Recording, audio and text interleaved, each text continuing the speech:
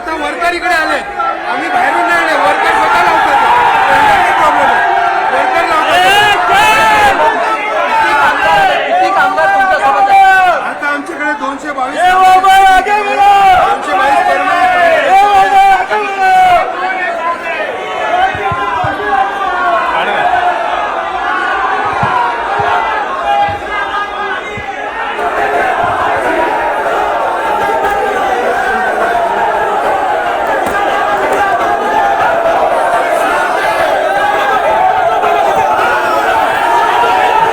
तर आपण बघतोय वरळीमध्ये ठाकरे सेना आणि भाजपमध्ये राडा झालेला आहे आणि इथं परिस्थिती जी आहे ती चिघळत चाललेली आहे. पोलीस मात्र या अनियंत्रित कार्यकर्त्यांना नियंत्रणात आणण्यासाठी प्रयत्न करतायत.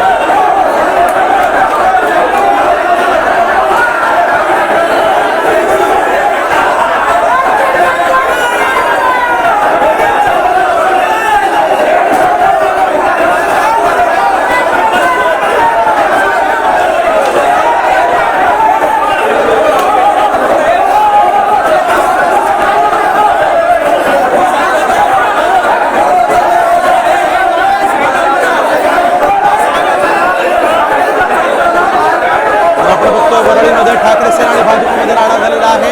इथं कामगारांची युनियन स्थापन करण्यावरून हा वाद झाला आणि या वादाचं रूपांतर आपण बघतोय राड्यामध्ये झालेलं आहे. आणि या ठिकाणी भाजपच्या कार्यकर्त्यांनी एक बोर्ड लावला होता.